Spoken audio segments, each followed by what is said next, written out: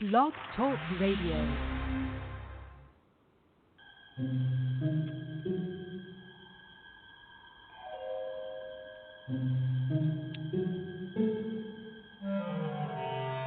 Archangels, ghosts, and Bigfoot, oh my. It's just another night for Supernatural Girls. Real stories, real answers to life's biggest supernatural mysteries. And now for another exciting interview with paranormal experts from this world and others. Here's your host, paranormal researcher Patricia Baker, on the one, the only Supernatural Girls.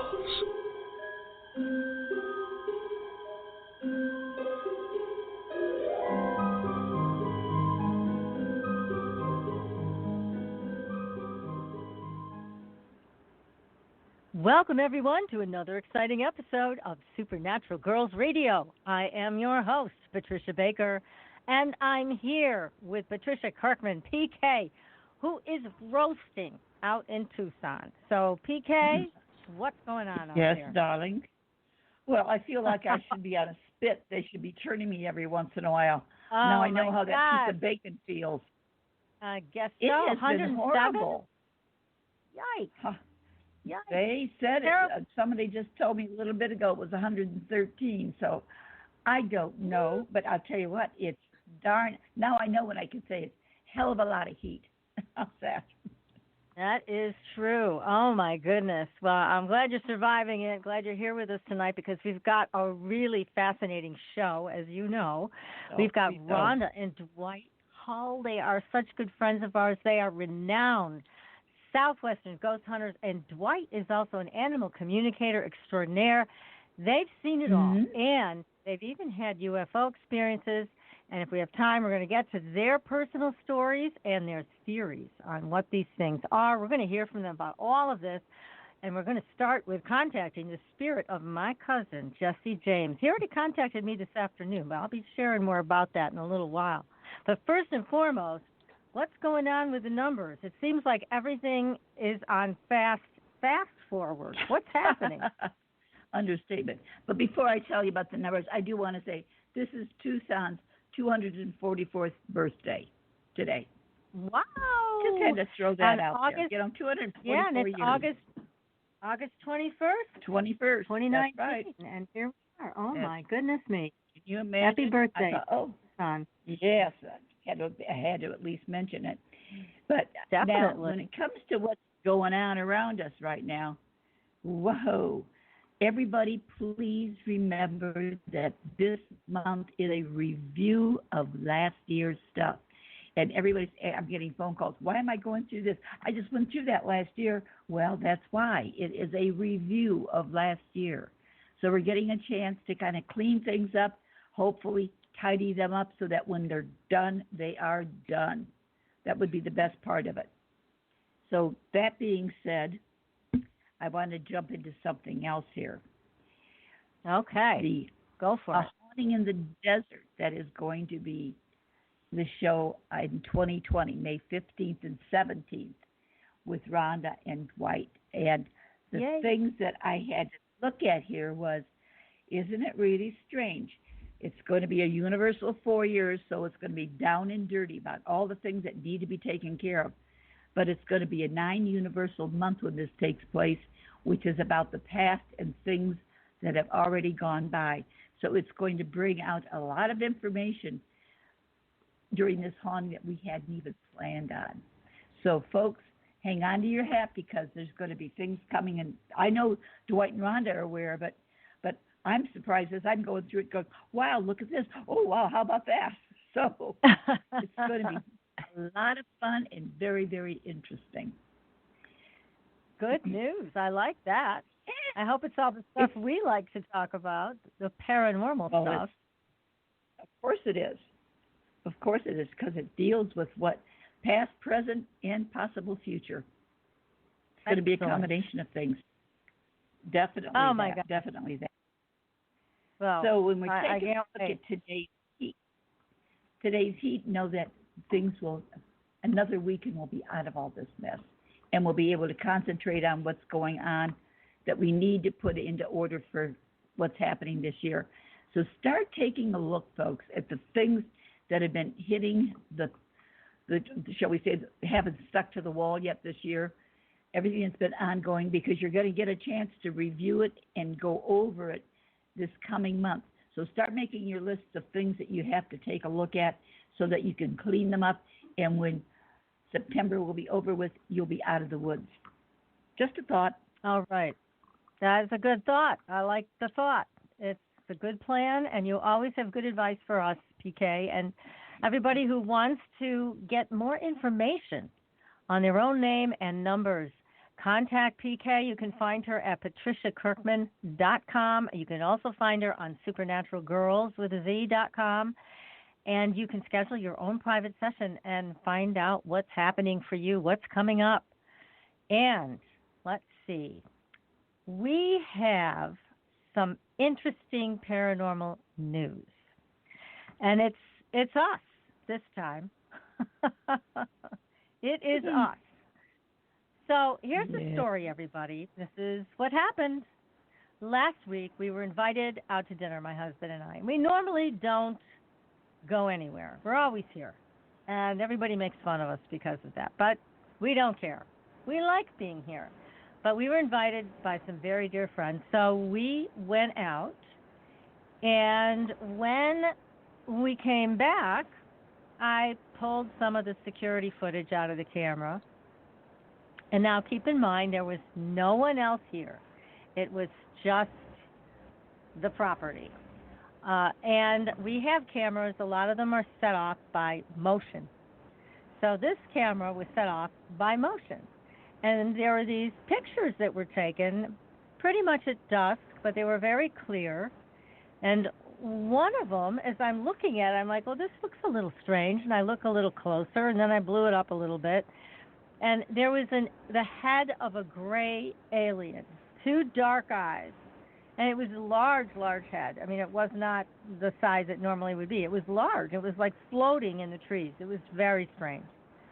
So I posted it on Facebook, but a lot of people couldn't see it because on Facebook they only have that little square, and it's difficult to see. So I told everybody, look, if you want me to email it to you, I'll email you the large picture. You can see it. So that's what I did for a bunch of folks. And tomorrow I'm going to post it on our Supernatural Girls website so you can see it there. But it's clear as a bell. A lot of people who got it in email, everybody who got it in email was able to see it easily. But then I took it a step further, and I cropped the photo, and I took another look at it, and this time I found 8 faces. Now, these are clear as a bell. I sent them to you, PK. You saw them? Yes, I did. I thought they were relatives. Yeah, maybe, but I don't think so, because some of them did not look human. But what does that mean? So, anyways, I put all the faces in blue circles so that people could see them. I'm going to post that photograph tomorrow. Now, this is very unusual. Usually, we do not get footage on that camera of anything weird. We have gotten lots of strange footage on other cameras on the property, but not that one. This one is extremely close to the house. So it was a very unusual situation with these photographs, and I compared these because this camera is shooting at the same angle all the time, and in no other pictures, and I have hundreds of pictures, in no other pictures did these heads and the alien head show up. The question is, what set it off? Because, like I said, nobody was here. Physically, the property was empty of people, and there were no animals that set it off, or we would have captured them on the camera as well.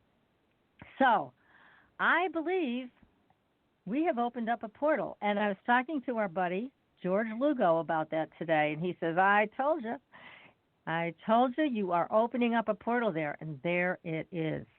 So there were all different kinds of faces. They were not all aliens. They were not, like I said, they were not human, but I'm going to post it tomorrow on our supernaturalgirls.com page. Take a look. We'd love to hear from you as to what you think is going on and what you see in those photographs. But it's quite extraordinary, and I'm happy to share it with everybody. Luckily, we didn't get any naysayers I think we got one guy that just couldn't see it and said something not so nice, but that's okay. Everybody else was trying very hard to see it, and the people that asked for the personal email of the photograph got it. So happy to share it again, and this is something very strange going on, and we're going to keep a close eye on it. Clearly, our cameras are keeping a close eye on it. So all is exciting over here in the hill towns of Massachusetts. Now, we also have candles on sale, candles that have been made by Katrina Rasbold and myself. They are full of mojo. We highly recommend them. There's a soul clearing candle, a wealth candle, a love candle. They're on sale, $10 off each. So this is your opportunity to stock up, try them for yourself. They're very powerful. And Soul Realignment is also on sale. I took $100 off the price. This is rock bottom pricing, so you can all have an experience of it before we move into September and October. So if you want a session, just send me an email. If you want a session with PK, send her an email. We'd love to work with you on and answer any of your questions. That's what we're here for, and to make your life even more exciting from the supernatural side. So tonight, we have with us Rhonda and Dwight Hull, and they are renowned Southwestern ghost hunters, and Dwight is an animal communicator extraordinaire. So we're going to start tonight. We're going to do a bit of a variety. We're going to start with contacting the spirit of Jesse James, my cousin. Then we're going to talk with some pets. We're going to have Dwight talk to my pets, and we have some people waiting online that want Dwight to talk to their pets. And then from there, we'll go right into UFOs. We've got an exciting show for you, everybody. So sit tight, and let's bring Rhonda and Dwight onto the show, and Jesse, too. Rhonda and Dwight, welcome to the show. Hello. Good to be back. Yes, good to be back. Lucky us to have you back. Yes.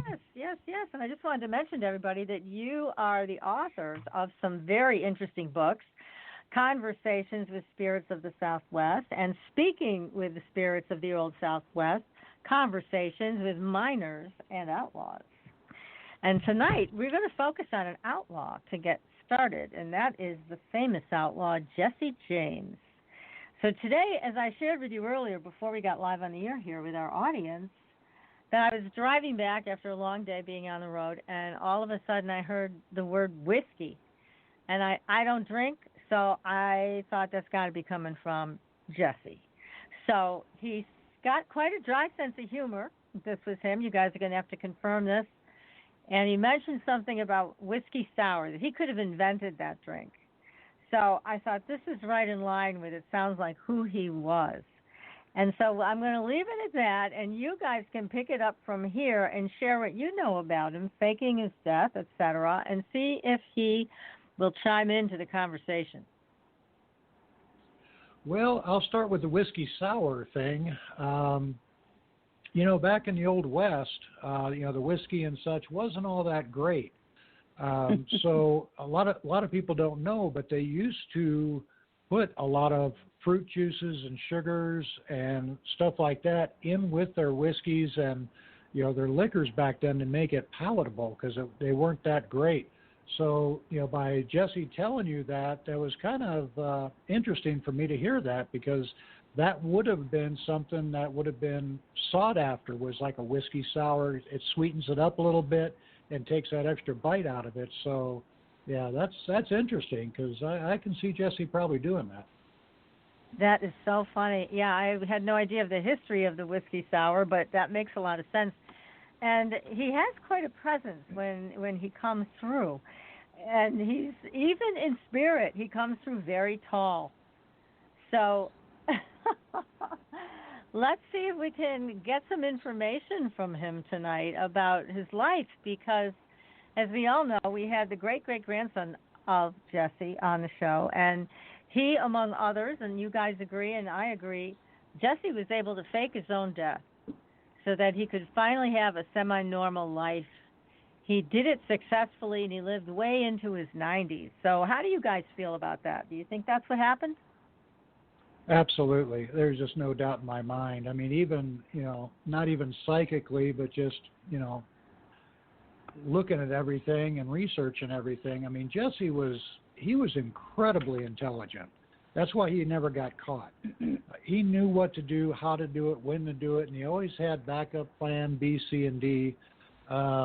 So, the story of, he had these two clowns come over his house, and they're relatively new. He didn't really know them, but, he goes ahead and takes his gun belt off, hangs it on the chair, turns his back to him to dust a photo or a picture on the wall. Really? I mean, not even the dumbest criminal would do that. So, as far as faking his death, absolutely. And that's what I get, for sure psychically that, that was just an all a ploy. He had enough of the outlaw life at that point, and, he just wanted to call it quits. And the only way to call it quits for good was to fake his death. If people thought he was dead, then they wouldn't come looking for him. So, and that's I'm sure, and even psychically, that's what I pick up, that, he was done. Yeah, he was absolutely done with that life. He was tired, and he was tired of doing all that and running and everything else. He just wanted to settle down, and what better way to do that than fake your death, to be dead. Right. So I think that's what he did, and like I said, and was it Bob Ford, I believe, was the guy that, touted himself as the one that killed Jesse James, but, I think we all know that Jesse didn't die that day. So, yeah, he went on and, to do great things, I'm sure, under a different name and a different life, so. Well, he was very, very spiritually connected, and according to his great-great-grandson, he was also connected to the Templar Knights, and he had treasure buried and all kinds of things, but I'm hearing him saying his kids drove him crazy, which I think is hilarious. So apparently, I feel from him that he really loved his wife, but he said his kids drove him nuts. So I don't think that his children were of the same ilk that he was. And this happens. People have children and they run off in a completely different direction, or in his words, his kids ran off in a million different directions. They didn't have a direction. And that's what he just said. So it's really funny. And this is the more, normal human part of Jesse, not the outlaw, but the man who was in process of raising a family. Does that make sense to you guys? Oh, absolutely. Yeah, absolutely. Yeah, I know at some point, maybe a couple years ago, we saw some documentary on him after he allegedly was killed. And I can't remember if it was his grandson or his son, but I remember the show stated that he always was asked by the younger generation about his life, and he never wanted to talk about it. He was literally done with that. He started a new life, doing, whatever. But, so that could be, his kids were a different breed, if you will. Yeah, Jesse was cut from a different cloth. I mean, there's just no doubt about it. And like I say, he was tired, and I get that, definitely I get that psychically. He was just tired of everything, and just wanted to call it quits. And, like I say, that's what he did. And, he's incredibly intelligent, incredibly funny. He had very much a rapier wit. So pulling it off was, probably didn't take much thinking on his part. I think he just naturally came across the solution and pulled it off. And, I'm getting kind of the feeling, again, psychically, that, a lot of his friends didn't even, know that he was alive. I think he just kind of, shrunk, so to speak, and kind of pulled away from everybody except for very, very close family and maybe some of his, his Civil War buddies. But, other than that, as far as everybody knew, he was dead, and I think he was happiest that way. Yeah, that life was dead. Yeah, he was able to craft his own life the way he wanted it to be. But what was so funny when he was just talking about his kids driving him crazy, I mean, this is a man who had charge over even the most chaotic of circumstances when they were robbing banks and trains and whatever. but with his own children, it was a different story. So I just find that humorous. Different Jesse. And I'm sure he didn't Jesse, find it life, humorous. Yeah. Yeah, I guess true. so. There are a lot That's of parents who just do not escape the terror of their own children, and that is what happened. I represent that. Yeah, I do too. Oh, Yeah. I just think that's hilarious. But he obviously loved life. I mean, he lived to be into his 90s, and I'm hearing him say that, and he just loved having more of a peaceful life, not having to look over his shoulder, though I am hearing there were a couple times he had some concerns. But again, being able to leave that behind and have this second chance is remarkable.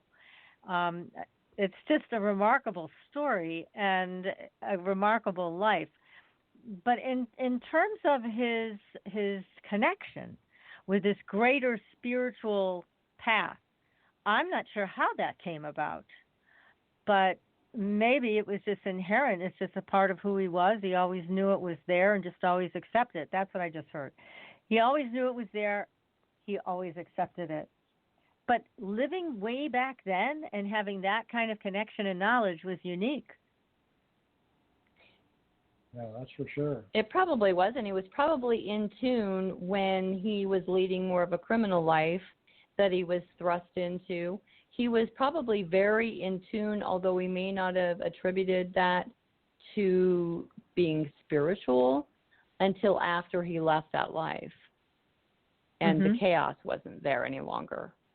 But obviously he was very, very in tune. He escaped so many close calls. The man was brilliant. He really was. 9 lives. He had a lot more than that.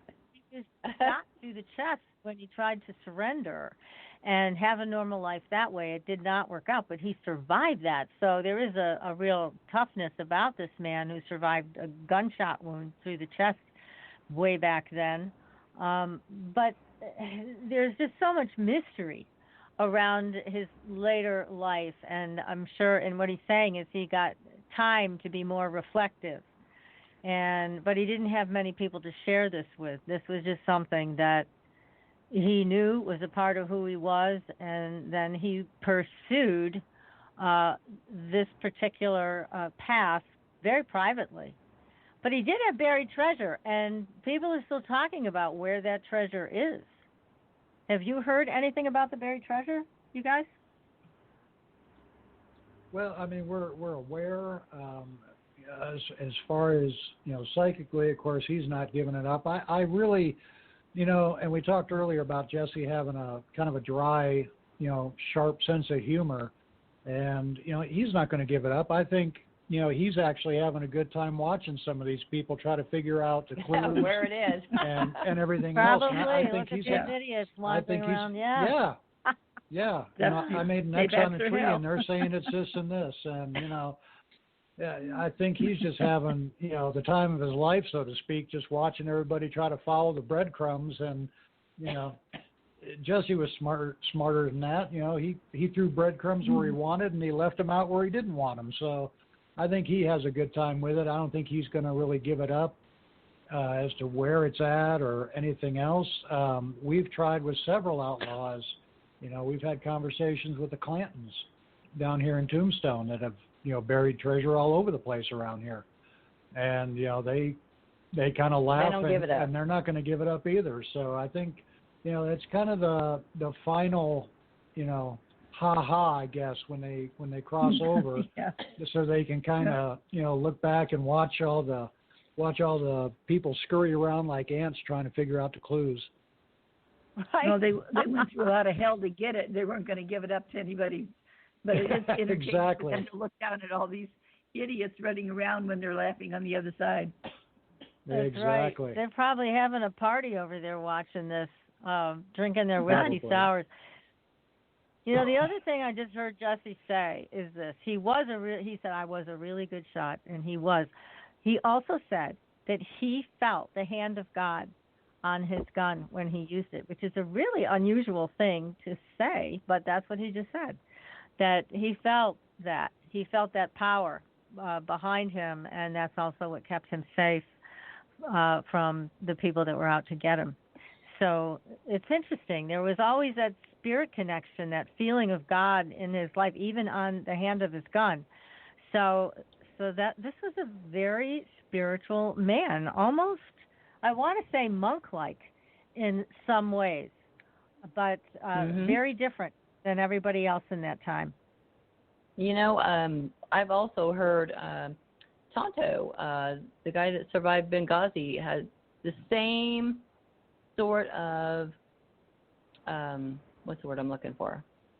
Theory.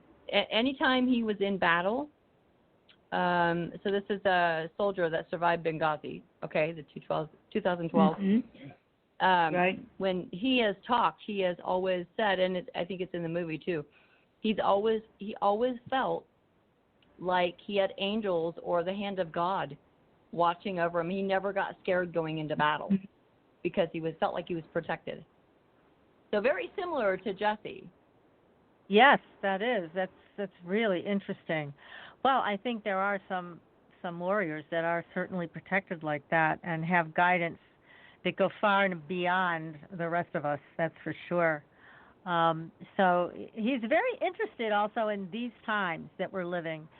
So you're right. You know, he seems to be watching not just people looking for his treasure, but watching all of us. That this is a very special and different time right now. And he's talking about watching the time frame, the time waves is what he calls it. So interesting guy. I don't know if you guys have any other messages from him. You know, no, I've started to get some kind of a chest cold or bad allergy, so I am not psychically in tune at all. Oh, poor Rhonda. That's miserable. My goodness. Well, I think, Jesse, we'll keep the channel open to you, certainly. We love talking with you. We hope you'll come back and join us anytime. It's been delightful. Enjoy your whiskey sours, and we're going to give you credit for inventing that drink. How about it? I think you deserve it. Yes, absolutely. Yep. Okay, so we'll close out that part of the show. Jesse might pop in again, but now we're going to move to our segment on animal communication. So to start it off, Dwight and Rhonda, I sent you pictures of my little guys who I love with all my heart and soul, Hermes and They're Gabriel. Such cuties. They're Aren't so they? sweet. Yes. Yep. I'd steal them if she'd let me, but she won't. Yeah, I wouldn't. I wouldn't. They didn't fit in my purse when I was out there. Yeah, I know, really. So let me ask you, Dwight, because you are the animal communicator extraordinaire. I wanted to see if you could connect with them. Now, they're getting up in age. They're going to be 14 very soon. So I'm always concerned for their health and well-being. And I was wondering if you have any connection with them that you can let me know what's going on. Well, you know, I looked at the photos. In fact, I'm looking at them now. As far as health goes, now I don't know names. I don't know. They look very similar. So, okay. Well, one of them. I'm not sure which one this is. The eyes are a little more, I'll say more crazy-eyed. They're not looking straight forward. They're kind of That's Gabriel. off to the side a little. Okay, that's Gabriel. Is he older? Is Gabriel older? Yes, only by a couple weeks. Just a couple weeks. Okay. He's starting to suffer. Well, and he said he told me that you know this, but he's starting to suffer from some arthritis in his lower back and his hips. Yes. His back hips. He says you know that already. Yep. His eyesight, of course, is not what it used to be. He kind of showed me a little bit. He sees more in a like a tunnel vision kind of thing. So his peripheral is gone. but his mind is still sharp as a tack. Yeah, I got to tell you that. Good. And his body is not. I mean, he's got arthritis like probably the rest of us do, and he's not able to run and jump like he used to, but he still gives it the old college try, is what he's basically showing me. That's true. The other one though, well, that's he's Hermes, the the other aggravator, one. isn't he? Hermes. He's kind of the yes. aggravator, isn't he? Yeah, that's what he's showing me. He's telling me that what he told me is I'm the smart one. That's what he told me. and I thought that was very funny that he would say that. But yeah, he's the instigator. He's the one always. Yeah, I'm looking at him now. That's why I'm trying to connect with him and try to pull some stuff through right now. And I do this purposely at the time of the reading, so I don't, because what I get from him, a few hours ago may not be what is coming through now. So I wanted to make sure I did it on the spot and just do the reading immediately. Sure. Boy, yeah, he is a joker, isn't he? Holy cow. Yep. Yeah, he is. He's the instigator. He's the one that starts barking, and then Gabriel will chime in. Right. That's right. Yep, that's what he's telling me. He said, "I'm the smart one. I'm the one that figures it out first," is what he's saying. So I don't know what that means. Okay. That's true. You got it right on the money, Dwight. Okay. Well, right from the dog's mouth, I guess you'd say. So, but yeah, he's a character. He's a character. But what about his health issues? Health-wise, I don't see a lot. He gets I guess you'd say more congested, I think is what the term would be.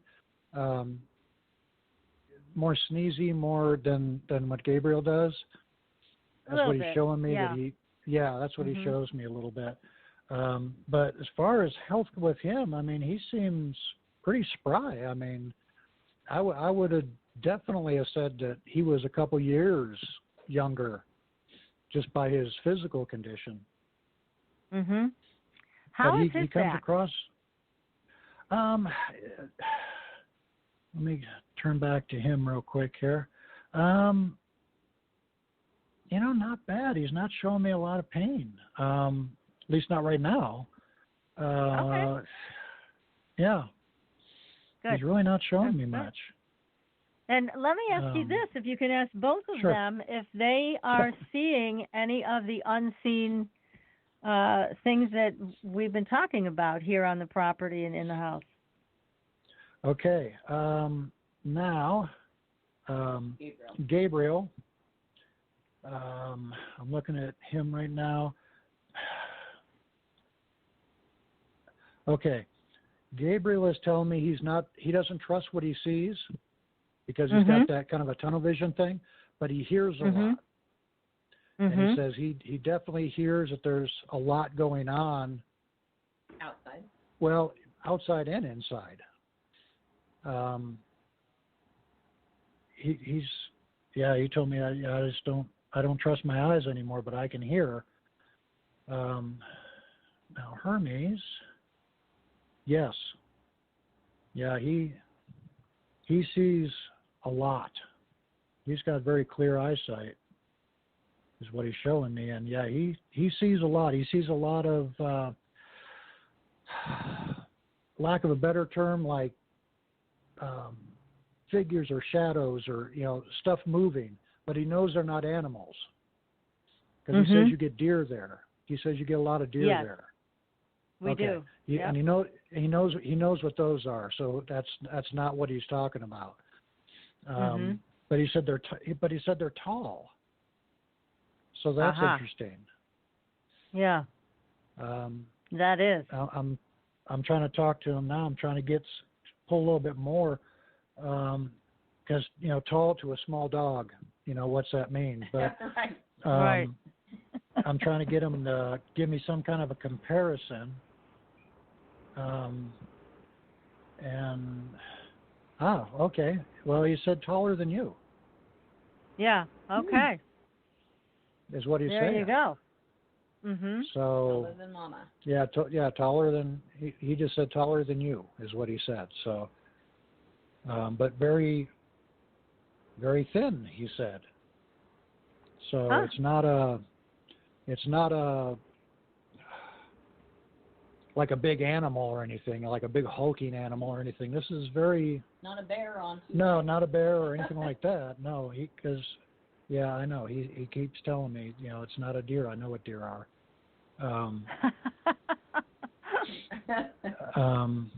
But what he's kind of showing me is a very skinny, dark shadow. I mean, very skinny, very tall, dark shadow is what he's showing me. That makes sense. He said it moves between the trees. Wow. I don't know how many trees you have around there, but okay. But he's telling me it moves between the trees. Yes. So keep an eye out. Yeah. Okay, now hold on. Gabriel's coming in here. Wow. Gabriel is telling me, and I don't know. See, this is hard because dogs have such better hearing than us. Do you hear? Have you ever heard? Because Gabriel is telling me about this. He's trying to tell me what it's like. It's like a hum, but a very deep, like not a grunt, but more of a hum or something like that. But it's very deep. He said he can hear it all the time. Wow. It's not familiar to me, but it wouldn't surprise me either. Okay, because I don't know if you could hear it or not, but he's saying that he hears it a lot. It's a deep hum I'm trying to get him to explain it better, and I'm just not. The connection just isn't because I'm coming down with something too. That's okay, but that's very interesting that he hears that. I thought that Gabriel was deaf. See, now I find out he's just not listening to me. Right, that's yeah. Gabriel is not deaf. No, he's His eyes are going, but his hearing is top notch. Okay, that's sneak. That's sneak. Okay. Yep. But well, that's great. Yeah. Thank you. So that's I'm trying to, and maybe as we talk to different things throughout the show, he'll give me more information because he's really now trying to tell me what that noise is that he always hears, and all right. Well, we can spend a little more time on that and see if he can describe it to where it's coming from and what it is. Yeah, maybe he'll be able to clarify it or give me a better, and maybe I'll just pipe in with it later on if he comes through better, and with that I'll let you know. I'm wondering, is this a sound that's coming from inside the house or is this coming from outside the house? Outside the house. Outside the house. Okay. Outside the house. And it's very low, he said. It's very deep is what he's telling me. Okay. Cool. All right. Well, we'll see if he pipes back in and gives you more info on that. Excellent. All right. Well, we've got a couple of other callers here. We've got, let's see, Steve from New York, and I sent you pictures of 2 kitty cats to look at. Do you have those in front of you? Let's see. Yes, I think I do. Let me get Steve on the line, and then we'll go to Pat in Connecticut after that. So let's see. Hey, Steve, is that you? Hey, Patricia, how are you? Well, we are good, and we are anxious to hear your questions for Dwight and your 2 little fur babies there. Oh, hi, Dwight. Hi, Steve. Take it easy on me, man. I'm feeling a little down on the weather, but I can do what I can for you here. Well, sick people. God. One of our cats there is masked, and you can tell from the picture why. Right. And the other one is Bright Eyes, and Bright Eyes is long in the tooth, so to speak. 17 plus years old. Yeah, she's older, but yeah, she's. I'm looking at them both right now. So go ahead.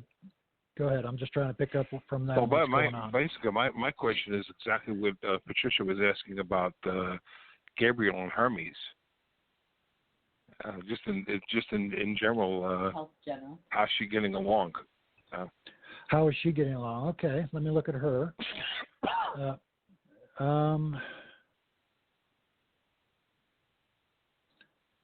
me look here. Oh, wow, she's pretty. She's beautiful. I can see why you call her Bright Eyes. Thank you. Let's see. Yeah, let me look here. I'm trying to see what she's. Okay, I can tell you right off the bat that mental, as far as faculties and stuff, she is sharp as a tack still. Age has not dulled her senses at all. At least mentally is what, because she's very clear-headed, very, very clear. Let me ask you this. Does she, or do you know if she has any digestive issues? Yeah, she does. She's on a medication for it. Okay. Because that's what she's kind of given me the impression that she's got digestive issues. Do you feed her a more of a gentle cat food? Yes, we do. Okay, good. We've combated that problem, and so far we're winning. Yeah, I mean, it doesn't seem to be it's not an issue as far as it's nothing major right now, but it's something that it came across to me, so I know it's something that is an issue with her or she knows about, because she's definitely showing me issues with digestion. She vocalizes every morning at 5 a.m. for literally for almost an hour. Okay, let me ask you this.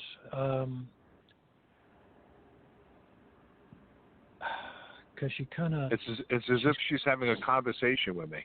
She's... I'm trying to see here. Well, she's having a conversation, but I don't think it's with you. Let me ask you this. Have you lost an animal recently? Well, Mask, who's in the picture there, is one of her kids. Okay. She had four. We had four of her kids. We had 2 girls, 2 boys, and she also had another litter. So she had a total of 9. And she's the last one standing. Okay, so Mask has passed over, correct? Mask has passed over. Okay, that makes sense then. That makes sense. I think that's who she's talking to, Steve. Were they together before he passed? Because she's showing me they were.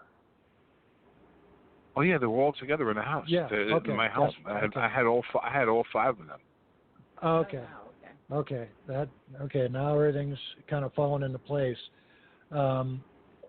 Yeah, she's definitely having a conversation. Was 5 o'clock in the morning a normal time for them to tear around the house, or it was wake up time, or okay? Yes, it was. That makes okay. That's why then. That's why she's doing it. She's talking to him. She can see him. Okay, and that's what she's showing me. And she's. I'm looking at the picture again here. Yeah, that's very funny. So even in the afterlife, they're not giving me a moment's peace at 5 a.m. Huh? Not a bit, my friend, not a bit. And she's I think she's calling them on the carpet every day for you. Because that's what she's showing me, is that she's talking to, but not just him. I mean, there's others. So yeah, there was 2 girls, 2 boys. Okay. Well, they're still. apparently they're still taking you down the road even in the afterlife. Because that's and all honesty, that's what she's doing. That's what she's telling me is, she's telling me it hasn't changed, is what she's telling me. And I didn't know what that meant until you said that they had passed over. That's why I asked, was 5 o'clock a normal time? Because she's telling me nothing's changed. It's, same old, basically. Because she can still see him, especially Mask. Because I'm looking at his picture now. Wow, he was kind of I'm not picking a lot up on him, but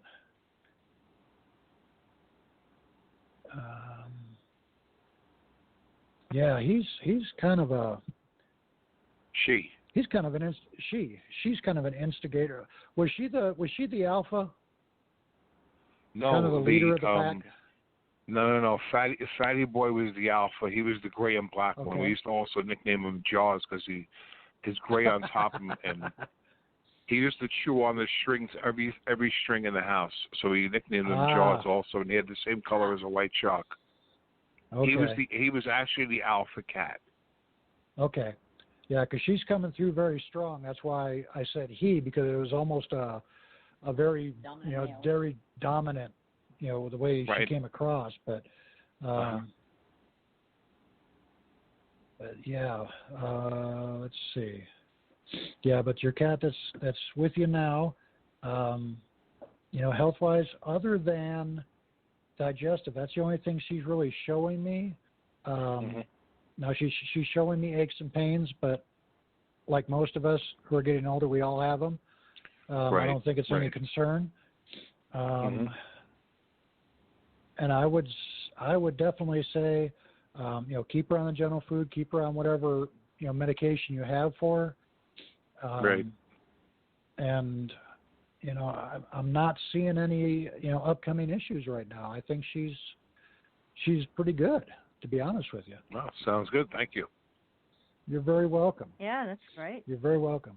And Steve, if you want to, if you want to come to our webpage, or I have a page on Facebook called Animals Speak. It's a Facebook page. Please like that, because you can keep in contact with me as time goes on, and I can keep track of her. So if anything changes with her, I might be able to get a hold of you and let you know. Or if you have any further questions, please, feel free. Thank you very much. You're very welcome. Okay. Steve, thanks so much for your call and sharing your beautiful kitties with us. Thanks. Bye-bye now. Bye. Bye-bye. Bye-bye. Well, that was interesting, huh? Yeah, it was. It's great. What a beautiful cat. Oh, yeah. Yeah, they are gorgeous, huh? Well, now we're going to go to Pat in Connecticut, and she has a couple of questions for you. Hi, Pat. Okay. Hi. Hi to everybody. Hi, Pat. Hi. So good to have you back on the show. What are your questions for Dwight? Well, I've got two, hopefully not too long. If you have time, I'd like to hear about my dog that's alive and old, like the ones you just spoke about, or the one that passed before him. But the main question is, there was, I'm going to look at the picture in a minute if that helps you. There was a bald eagle with only one wing that has been in a sanctuary for 30 years, and it was stolen this July. They have on camera a man cut through the cage and took him away in a bag. They're heartbroken and terrified that he was used for feathers. God! We're hoping he's still alive, and wondering if you see anything about that. His name is Sam, and if it helps, I'll pick up. Oh, I'm looking at the face now on my computer. I don't know if you can pick that up or not, but I'm trying to get anything I can right now, because that seems really urgent, and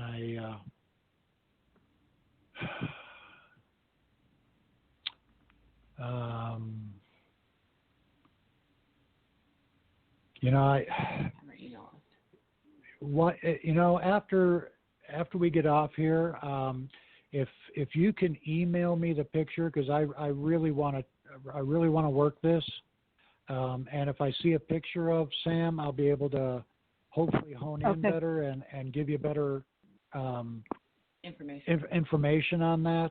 The fact that I'm not getting anything at all worries me. So I want you to go ahead and get in contact with us through either our website, and we'll try. Website is Believe Paranormal, BEELIEVE, paranormal.com. You can go to your page. Yeah, go to my page, and then you can shoot me a message with the picture. I really, because by not getting anything right now at all, I'm worried, to be honest with you, and I wanna really look at it and see if I can give you the best absolute clear reading that I can on that. Thank you. Okay, I'll send that to you. I just requested a friendship on your Facebook page. Okay. Okay, perfect. My dog Chance. Yeah. Thank you so much. My dog Chance is next to me. I'm sorry I haven't sent pictures. He was rescued. They were going to put him down. He was treated horribly the first 2 years of his life, and he became fear aggressive. Anyway, I took him on. I've had him for 8 years. Got a huge heart. Just, he's getting old, and anything about him or the one before him, Bo. And when I send you the email, I'll send you my Facebook, or you'll get a request from me. I'd love to have you take a look at my art. I do animal portraits. Oh, wonderful! I'd love to see that. Yeah, I'd love to see that. And then also send me a picture of your dog, because I'm picking up a lot of pain immediately. So I want to, and that's all I'm picking up is just a lot of pain. I don't know where. But if you can send me a picture so I can see him, I'll be able to better advise. I think you already know some, but he is showing me a lot of pain, so we need to get that taken care of. Okay. Do you think he still wants to be here? Oh, absolutely.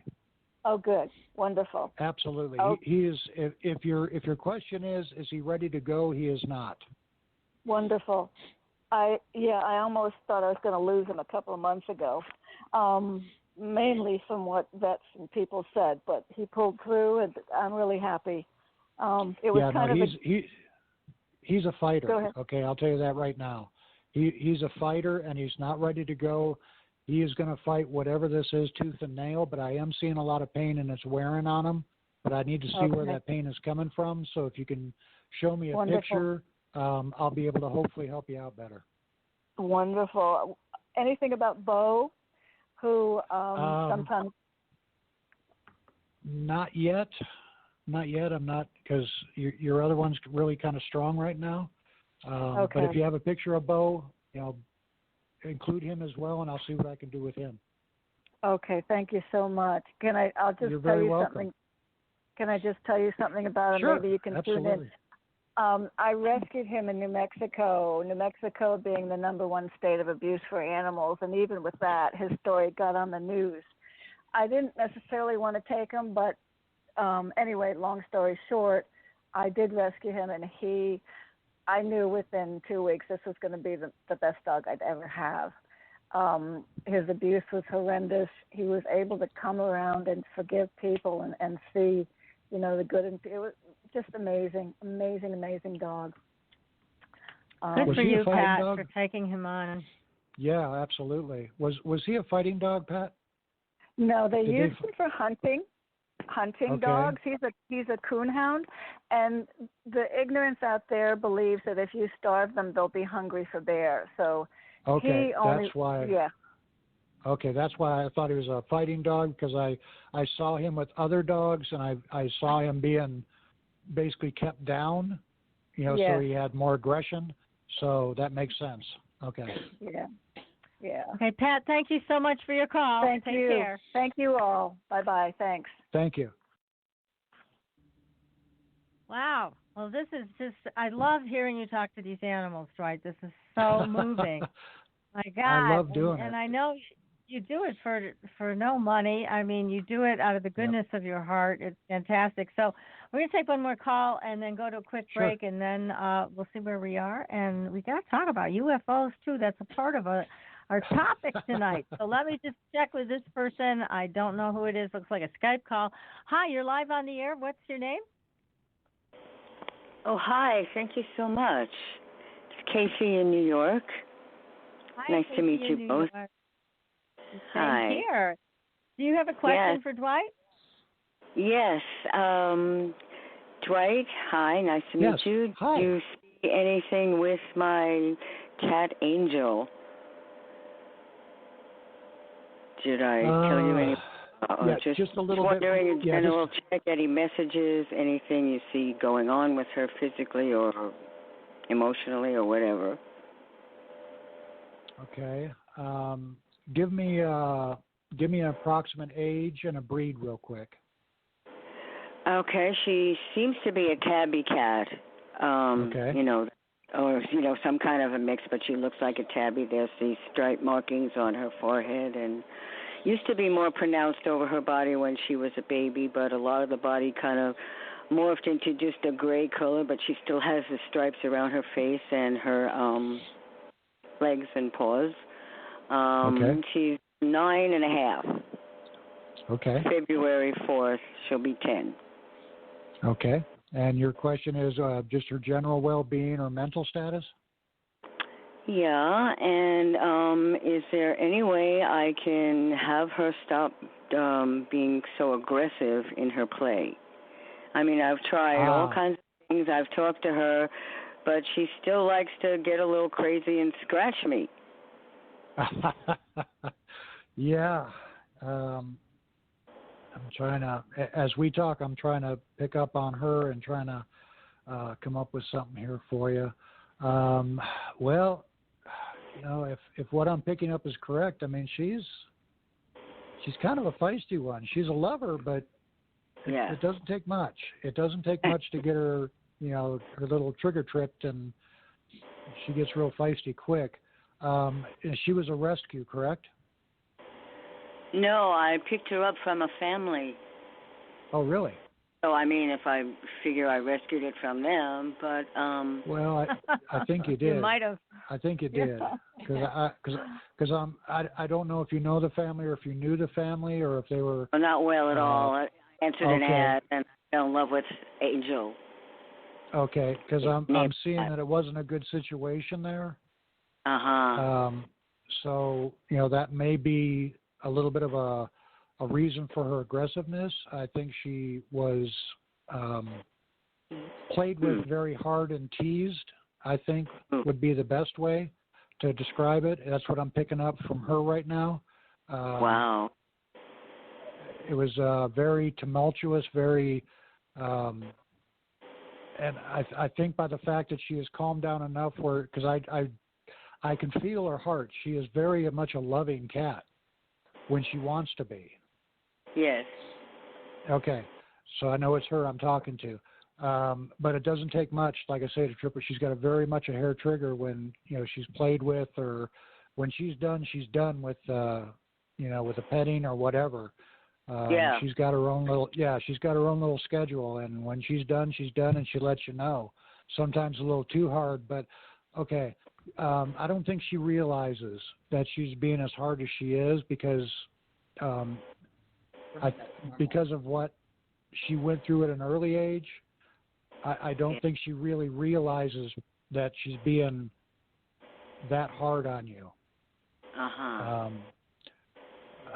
But if I could see her, I could hopefully tell you a lot more. But I'm just trying to pick up her through you when you're talking to me.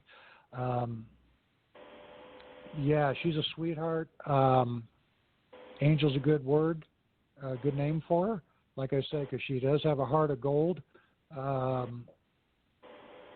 But yeah, she's got a very short fuse. She's showing me that, if you pet her too long or you pet her in the wrong spot, she'll definitely let you know. Well, I wish she vocalize instead of letting me know physically. Yeah.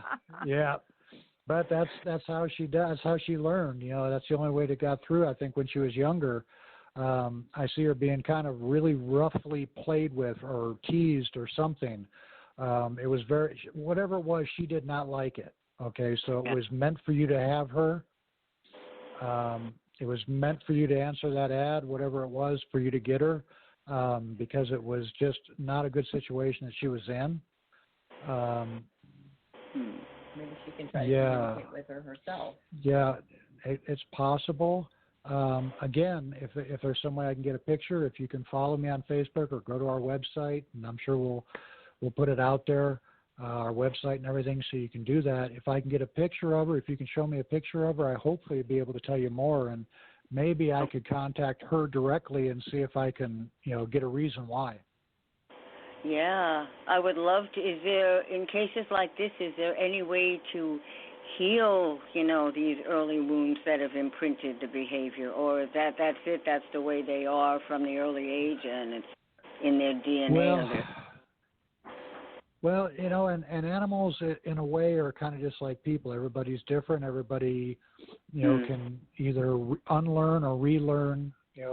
At 9 years old, she's kind of getting up there, but I don't think it's an issue that can't be fixed, at least to kind of tone it down a little bit. I think she's capable of that from what I'm picking up. Again, but if I can see a picture and I can connect with her directly, I might be able to help you out. Great, I will do that. Thank you so much. Okay, Casey, thank you for your call, and go ahead and send that photo over on the Facebook page, okay? Well, actually, I'm not on Facebook right now. Looking for the. Thank you for I'm sorry. What is the website? What's your website, guys, is, that you wanted to use? Oh, yeah, the website is Believe Paranormal. That's with two E's, BEELIEVE, paranormal.com.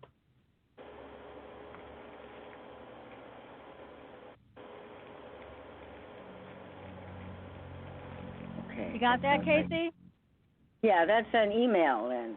Believe at paranormal.com. The email is on his page on our website. Yeah, if you go to the website, there's an email button there. You can hit that, and you can email me. Yeah. He just gave you the web URL. Right, that's what you just got. Yeah. So it's believeparanormal.com. Okay, we're going to move on. Thank you so much, Casey. Thank you. Thank you. Okay, we'll take one more call. Let's make this quick, and I got to go to commercial break right after, okay? And this is area code 480. You are live on the air. Who's this? Hi, my name is Keisha. Hi, how are you tonight? Okay. And what is your question for Dwight? Oh, a job. Do you see me finding a job soon? Whatever you go. You're kind of breaking up. It's hard to hear you. We can't hear you. Hello? Yes, that's a little better. Yes, we can hear you. So what is your question for Dwight? I was wondering, do you see me getting a job soon? And whatever else. Let's break it up. Yeah, you're still breaking up. Yeah, I'm sorry, Keisha. We're gonna have you just go to the website BEELEAVE, and hello. Yeah, is that hi. better? We're having. That's a little bit better, but we got to make this quick. Oh. What is your question for Dwight? Oh, finding a job. Do you see me finding a job soon? Sorry about that. Oh, okay. So this is a person reading. Can you do that, you guys, or are you only doing pets right now? I'm if you now, see my dog coming through, do you see my dog coming through then? I don't know. What animals you see coming through? Jakku is his name. His name is Jakku. Jakku. I don't know. Is he alive? I'm not. No, he's not live. No. He's not. Yeah, I'm not picking up on him. No, I haven't heard from him. Sometimes he'll pop in. Yeah. But not today, I guess. But yeah, he pops in every so often. Okay. Yeah, I'm not picking up anything. All right. Listening to the show, so you know that you can send your photo in to Dwight and Rhonda, and they can take a look and when they get off with the show tonight. Okay, Keisha, thank you for your call. All right. Bye. Thank you. God bless. Bye. Okay, we're going to take a very short commercial break, and then we're going to come back and talk UFOs, everybody. You are listening to Supernatural Girls Radio, and we will be right back. Pure essential oils, specialized minerals, and a revolutionary anti-aging technology. Astridian combines the best of all scientifically proven ingredients in easy-to-use creams, lotions, and concentrated serums. Astridian's advanced line of products take your skin to a new level of being healthy and beautiful. We offer a variety of collections that address all your skin concerns. The Essential Anti-Aging Series treats and moisturizes your skin for a long-lasting, younger look. The Multivitamin Series promotes healthy skin with high-quality vitamins and minerals. The Sports Series restores skin from cellular damage and stress. Astridian also offers a revitalizing solution for hair and a professional series for doctors and medical spas. Visit astridian.love today and begin your new journey to healthy, beautiful, youthful skin. Astridian, beyond your expectations.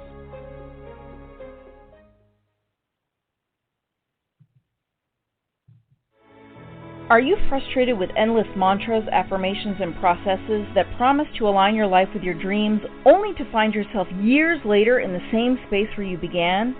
Do you feel like you must be doing something wrong because nothing seems to be working? Don't you just wish that someone could shift your consciousness for you and your life could align with your desires without all the effort? Well, your wish is about to come true. Hi, I'm Carrie Cannon, and I have a gift that allows me to align the consciousness of others to be in harmony with their dreams. The best part is, it requires no particular effort on your part. Upon listening to a consciousness alignment, people have reported instant energy shifts, financial windfalls, soulmate connections, healed relationships, physical healings, and more. To gain access to a free trial offer for my entire Manifesting Miracles library of consciousness alignments, go to commandmiracles.com now for details. Again, that's commandmiracles.com for information about our free trial offer. That's commandmiracles.com.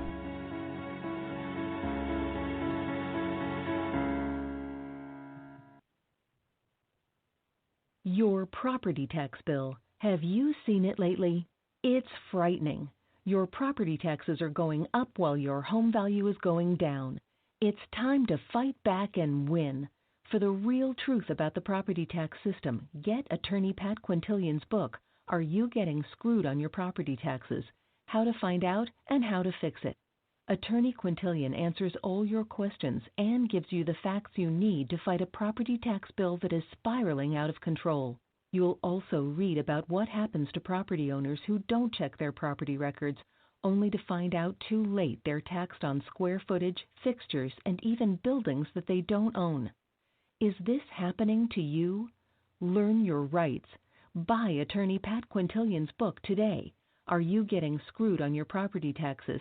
How to Find Out and How to Fix It. Available on Amazon.com. Are you ready for a new experience of freedom and powerful connection?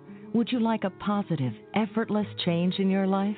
Then come to CosmicFusion.com, where we offer the most advanced energy clearing and expansion techniques in the world, with a quantum vortex energy to activate your divine blueprint and life's purpose.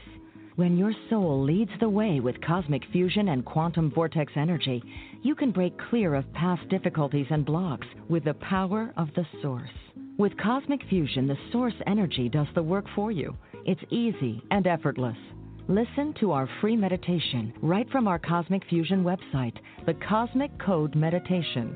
Sign up for one of our interactive webinars today. Come to Cosmic Fusion, www.kosmicfusion.com. micfusion.com to experience an effortless awakening and transformation. Are you ready for an upgrade? Are you ready for a new experience of living in the fifth dimensional magic and powerful connection? Then visit CosmicFusion.com today. CosmicFusion.com. Welcome back, everyone, to Supernatural Girls Radio. I'm your host, Patricia Baker. I am here with my co-host, PK, and our tremendous guests tonight. We are having such fun with them. Rhonda and Dwight Hull are here. We have talked to Jesse James. We have talked to the animals tonight that we love so much. And now we're going to talk about another topic we love so much, UFOs. So, guys, you've had your own personal experiences, and you've got your own thoughts and theories. So, please, we want to hear from you. Go ahead. Well, we do have a very interesting story, and this is a MUFON case. We actually had MUFON come out for this one. It's while we were living in another house down here towards Sierra Vista in southern Sierra Vista, Arizona. And at the time, we were both smokers, and we didn't smoke in the house, so we always went outside. So it was probably 9:30, 10 o'clock at night, and we were going out for our last cigarette. And we went out, and then we looked across the street, which is normally an empty lot. There's nobody there. It's field, basically. And it's a fence. And it's fenced with a wooden, like a split rail fence. It's not anything in a wall. But we looked over there, and we saw what looked like a single wide trailer. We saw light in one window and light coming through the door. The door was open, but it looked like almost like there was a sheet on the inside, so you couldn't see in. You could just see light. And we were just like, wow, that's strange. First off, how did they get it in there? We didn't hear them. And secondly, how did they get it in there at all? With the light hooked up to electricity. Yeah, and hooked up to electricity and everything. We're like, wow, that is really strange. And we just kind of blew it off, really, and went back inside. We kind of talked about it a little bit, went inside, went to bed, got up the next morning, gone, nothing there. And we went over there. There was nothing, no tire tracks, no nothing. And we were like, okay, this is weird. So we talked to some people, and somebody said, hey, I got a friend in MUFON. You really need to tell them the story. So we did. We contacted MUFON. They sent a case worker out and took down everything. And we find out that exact type of UFO sighting has been frequent in southern Arizona, where it looks almost like a single wide trailer that just... So very familiar. Yeah, something familiar to people, so it doesn't, I guess, stick out or cause any concern or whatever. But, I mean, it was so strange that, because there's no way to get anything like that into that lot. There's just no way. You can't pull anything into there. Here's the other thing that I find very fascinating about your experience. Here you are, you're outside having a smoke, you look over, and it doesn't sound like this was very far from your porch area where you were standing, but yet you didn't go over to it. And that, to me, knowing the two of you and the investigators that you are, that you didn't walk over there, tells me a lot. Well, it was, this is in southern Arizona. I mean, we are 30 miles from the Mexican border. So it's very rural area. There's no street lights. So we did walk up to our fence, but we didn't venture outside the fence because it was pitch black, other than this, what looked like a trailer and the little light coming from inside of it. We have wild animals out here, so, we're not really adventurous in the dark. Smart move. Yeah. You know that, Patricia Kirkman. Sure do. Yeah. So we were apprehensive, but again, it looked like a trailer. So, it was not that abnormal until, we got up the next morning and went outside, and it there was nothing there. Do you think that there was a ship there and they kind of had you think it was a trailer? Because we know they can imprint thought. Right, and that's what the MUFON person said, that the other sightings that they've had, very identical to ours, it was the same thing. It wasn't a cause of concern or a feeling of concern with all the witnesses. It was like, oh, there's a new trailer. And it was kind of just a blasé kind of an attitude. But, let me kind of footnote this story with fast forward ahead about a month. We were at another house, which was literally in the backyard, because we were living in like a part of a big trailer, and then we moved to a single wide in kind of the back. Same lot. And I was washing dishes towards the evening time. It was dark outside, or almost dark, and along our fence line, I see something running on two legs, about maybe, 2.5, 3 feet tall, in the dark, and I just saw the silhouette running. And I mean, I'm former military, I'm former law enforcement, I'm not, I'm not someone who just jumps to conclusions real quick, but that really kind of startled me. And I told her, I said, shut the lights down. I got my gun and I went outside. With a flashlight? With a flashlight. I mean, it was that, stirring to me. And we looked all over the place and couldn't see anything, but clearly it was something on two legs, kind of a grayish, dark color, running on two legs right along our fence line. Oh my goodness. Now, that's scary. Yeah, that was scary. I mean, it kept us up for a while, because Did you find any tracks the next day? We didn't, because there was a lot of weeds and stuff and tall grass, which also kind of raised an eyebrow with me, because here's something running full speed on two legs through high grass at night. I know that yard, and I wouldn't do it, because there's a lot of holes and stuff like that. And this thing didn't skip a beat. I mean, it zipped. So that's what kind of frightened me, so to speak, enough to where I just grabbed my gun and I went outside, told her, shut the lights down in the house, I'm going out. Yeah. And now, that night, did you notice anything strange in the sky?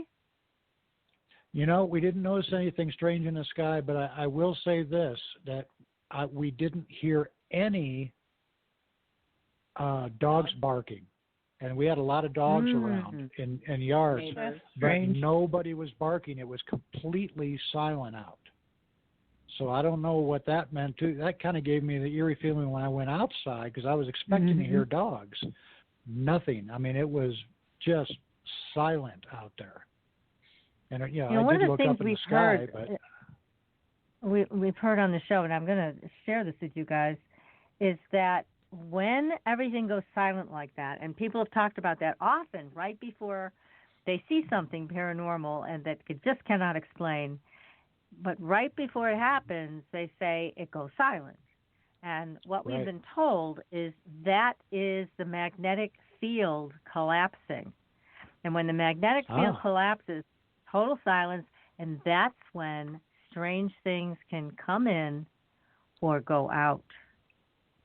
So that's what we've heard. Very interesting. Share that with that is interesting. And, I guess the reason it really bothered me so much is because obviously from earlier, I'm an animal communicator. So I was hoping to hear dogs so I could try to connect to see if they saw something. But nothing. I mean, absolutely silent. And it really kind of shook me. That would be eerie. Yeah. That was very startling. Yeah. So you've moved on from that location, I'm sure, right? You're no longer there? We are not. No, we are, not there anymore. And I'm one of those kind of people that when I look up into the sky and I see something that is not a satellite or is not the space station, I'm always jokingly, come and take me. I'm one of those people. But, when you see something that you can't explain, It's a little bit scary. I got to tell you. Imagine so. It does. Goodness.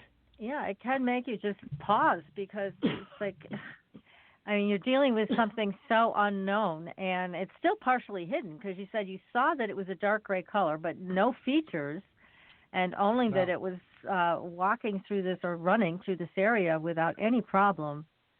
So it clearly wasn't human to be able to do something like that over that rough terrain. No, and it would have had to have been about a 5-year-old child with the height of this thing. So I knew that was not even an option. No, that's right. Yeah, well, I'm glad you were armed. That's always good. Yes. Very good thing. Jesse would be proud. Yeah. But, we've had all kind of, being out here, we see all kind of stuff in the sky. So we try to keep, as much as we can, we try to keep an eye to the sky when we're out or we go outside. And, southern Arizona is just a hotbed, for whatever reason. And we do have a couple of military bases in southern Arizona, so that could be one reason. Well, that's true. Never thought about that. But a girlfriend that said that her family lived near the border, and they used to sit on the roof of the garage and watch all this activity at night. They thought it was quite normal and never thought about it being anything else. I thought, oh boy. Right. Yeah. Yep.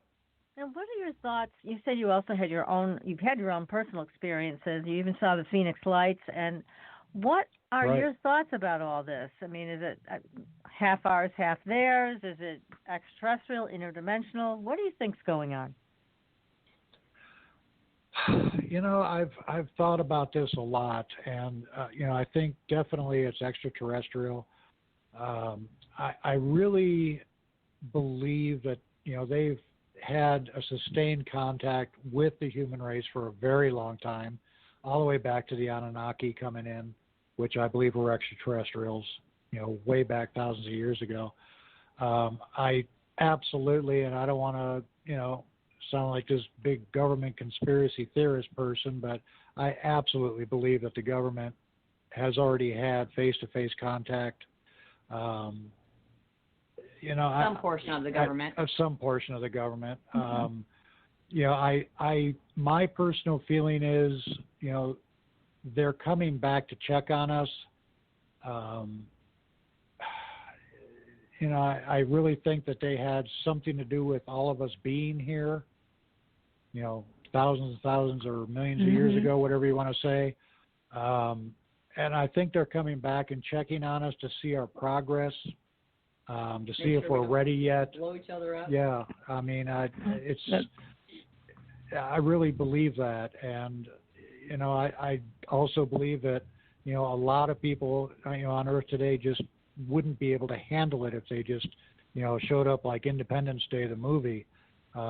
People would just lose their minds.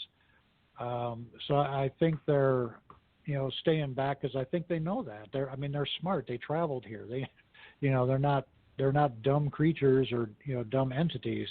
Some of them I think could be actual interdimensionals. I honestly believe that the Rendlesham Forest over there, that incident over there in Rendlesham Forest in the UK. I honestly believe that was not an actual UFO from another planet. I think that was an interdimensional visitation, just by the the way the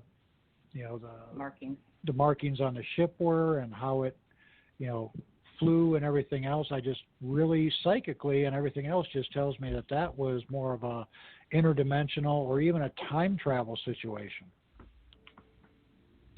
It could have been. I mean, we've had Larry Warren on the show, who was there at the time and saw this unfold, and was then literally beaten into silence, but it didn't stop him. He still is talking about that incident today, and there are people, I guess, soldiers that were on site that did touch this craft, and there is somebody, I think, who spent some time trying to decode the symbols.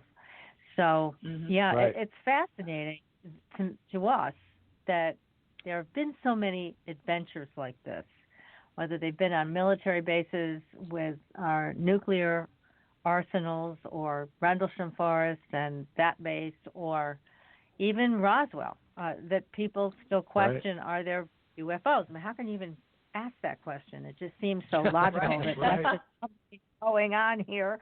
Yeah, we may not know exactly what it is, but I think you're right. It's a combination of ET and interdimensional.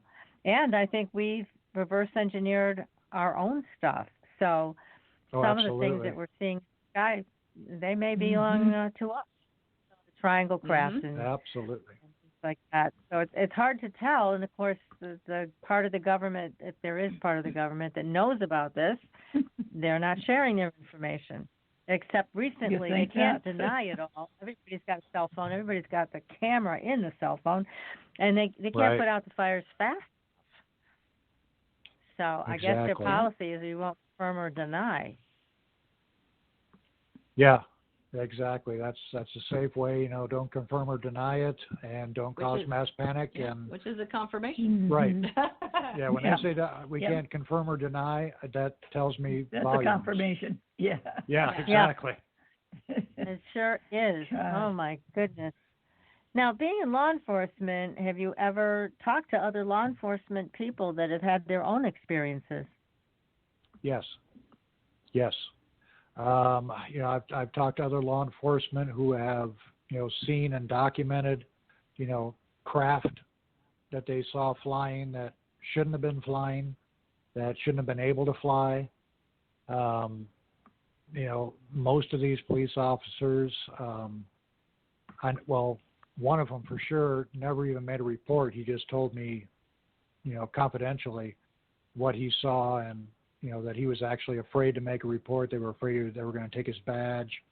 Of course, this is, 30 years ago. So, back then it was a little more hush-hush, I guess. It wasn't as open as it is now. So, but yeah, I have talked to, I would say several, law enforcement over the years that have seen stuff, and some have reported it, some have not.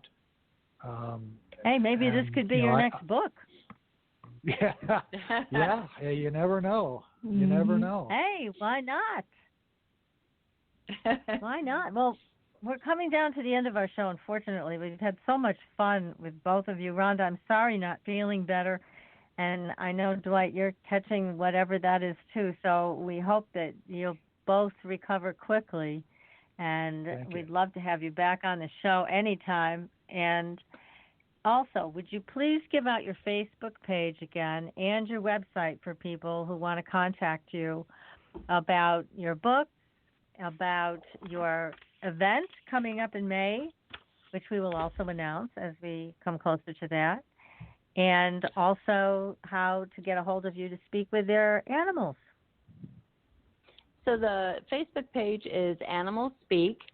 The website is Believe Paranormal, spelled with 2 E's, BEELIEVE, paranormal.com.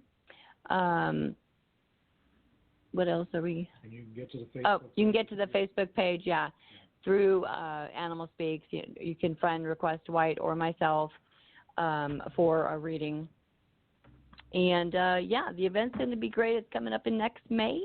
We have Willie Ames, Jennifer Runyon, and Jimmy Pettinino. And PK. Great lineup. And PK. And PK. Yep. I'm going to Yay. PK, our very own Supernatural Girls representative, will be there. Okay, everybody. Well, again, thank you so much. Be sure to send your photos of your pets in on the Facebook page, and also contact Rhonda and Dwight. Hey, you may have a story that could fit into their next book, so be sure to talk to them about that. Absolutely. And next week, everybody, we have an exorcism story for you that you will not believe. Well, you will, because you heard it from us, so you know it's real. But it's a new exorcism story. It's quite spooky. So be sure to join us next week, everybody, for another exciting show. And until then, see you on the Blue Highway. Good night, everyone. Good night. Thanks for listening. Tune in next week for another radio adventure with Supernatural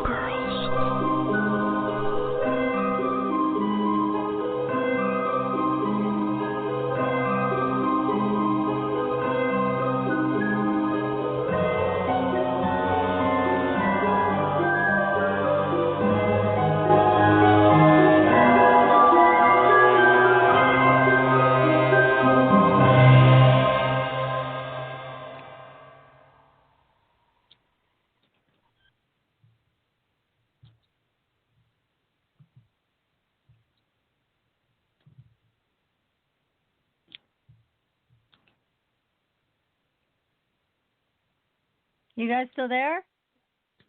We are.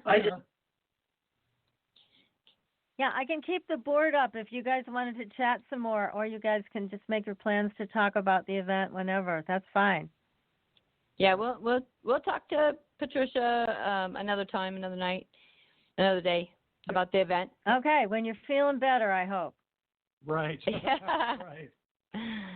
Yes. Well, thanks for trooping through it. I know it's hard when you don't feel good, but you guys did a great job. Thank you very much. Thanks for having us on. Thank you. It was fun. Good night. Bye. Okay, good night. Feel better.